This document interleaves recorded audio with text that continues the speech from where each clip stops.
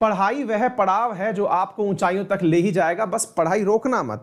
ये तो बहुत कॉमन सी बात हो गई, ये कौन बताता है? बचपन से सुनते आ रहे हैं, घर वाले कह रहे हैं पढ़ लिख लो तभी तो बनोगे कामयाब। अब पढ़ लिख लो तभी बनोगे कामयाब, ये तो बहुत बार सुना है, लेकिन क्या वाकई में ऐसा होता है क्या कि पढ़ने लिखने से कामयाब बनते हैं? क्योंकि जिस तरह का स्टैटिक्स हमें दिखाया जाता है उसे देख करके तो हमें ये लगता है कि यार पढ़ने लिखने के बाद सरकारी नौकरी मिल गई तो कामयाब हैं, अदरवाइज तो फिर कामयाबी किसी बात की है।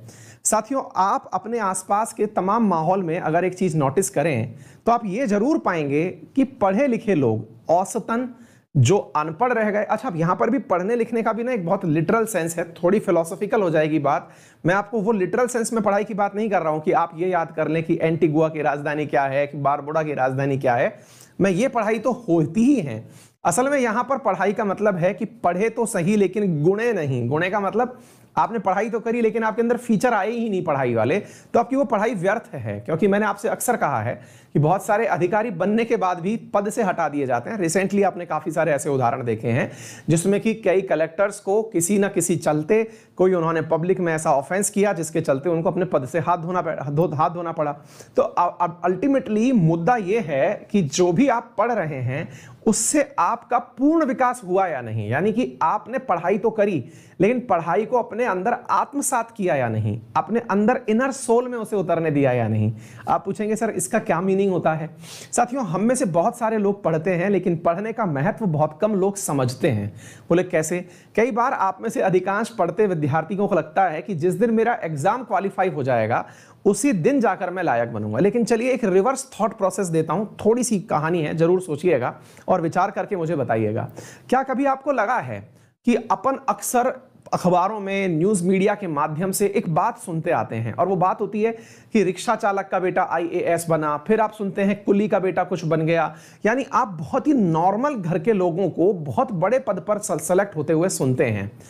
फिर आपके दिमाग में एक बहुत बेसिक सा सवाल आना चाहिए, जो मेरे भी आता है और आपके भी आना चाहिए, कि यार जब कलेक्टर कोई मतलब शहर का बनेगा, कोई बच्चा आईएएस बनेगा और जब ये कलेक्टर के पद तक पहुंचेगा तब इसे एक बहुत बड़े शहर के ऊपर शासन करना होगा, क्योंकि इसको उस शहर की सारी सुविधाओं का, सारे के सारे विभागों का ख्याल रखना पड़ेगा।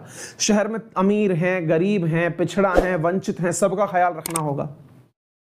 यही गरीब घर का लड़का एक दिन जाकर के उस राज्य के सर्वोच्च पद पर जाके बैठेगा, है ना भाई? जो मुख्य सचिव होता है उस पर भी यही बैठेगा। यानी कि सरकार क्या नीतियां बनाए उस राज्य की, ये भी यही निर्धारित करेगा। फिर अगर ये सही से प्रमोट होता रहा तो एक दिन देश के सबसे ऊंचे पद कैबिनेट सेक्रेटरी पे भी जाके बैठेगा। भाई कोई ना कोई तो बैठता ही है ना वहां जाके, तो कैबिनेट सेक्रेटरी रैंक पर भी बैठेगा। लेकिन एक बहुत बड़ी बात यहीं पर मेरे दिमाग में रहती है और आपके भी रहनी चाहिए कि क्या कारण है कि वो छोटे से घर से यात्रा शुरू किया हुआ व्यक्ति पूरे 135 करोड़ के भारतवासियों का भविष्य निर्धारित करने की लायक स्थिति में पहुंच जाता है? पता है इसके सबसे पीछे रीजन क्या है? इसके पीछे रीजन ये नहीं है कि उसके पिताजी ने उसको दुनिया की सच्चाई बचपन में ही दिखा दी थी, नहीं। उसकी एक बहुत परम मित्र थी जिसका नाम था किताब, पुस्तक। और वो जो पुस्तक थी ना, वो उसकी इतनी जबरदस्त मित्र थी कि उसने जब जब पुस्तक के साथ अपना मन लगाया, उस बुक के साथ अपना मन लगाया ना, उस बुक ने उसको पूरी दुनिया घुमाई। साथियों, आप में से पता नहीं कितने लोग खुद से पढ़ाई करते होंगे, लेकिन जितने भी लोग खुद से पढ़ाई करते होंगे, सेल्फ स्टडी के नाम पर कोई बुक पढ़ते होंगे, तो एक जबरदस्त चीज होती है बुक पढ़ने वालों की, और वो ये होती है कि वो खुद की दुनिया बनाते हैं। आप जब अपनी कोई पंक्ति पढ़ रहे होते हैं, कोई लाइन पढ़ रहे होते हैं, तो आपका अपना कैनवास होता है, आप उसमें अपने रंग भरते हैं। आपने अगर कोई किताब पढ़ी, उसमें कोई कहानी है, तो आप उसमें हीरो किसको चुनेंगे इसकी आजादी होती है। उस बुनती हुई कहानी में आप किस प्रकार का वहां पर जेस्चर रखने वाले हैं, किस प्रकार की ड्रेसेस रखने वाले हैं, क्या बैकग्राउंड रखने वाले हैं, ये आपका मन इमीडिएटली बनाता है। अगर मैं आपसे अभी एक शब्द यूज करूं और बोलूं रणबीर कपूर, तो आप बिल्कुल भी मिस नहीं करेंगे शाहरुख खान से। मैंने जब रणबीर कपूर बोला, आपके दिमाग में रणबीर कपूर ही आया, शाहरुख खान नहीं आया। हमारा दिमाग है ना, इमेजिनेशन करता है। हमारा दिमाग कभी भी ऐसे नहीं चलता कि वो ब्लैंक चल रहा हो। और साथियों, जब आप किताब पढ़ते हैं और वो जो इमेजिनेशन खुद से बुनते हैं, आप उसमें एक ऐसे राज्य का निर्माण भी कर चुके होते हैं जिसके राजा आप खुद होते हैं।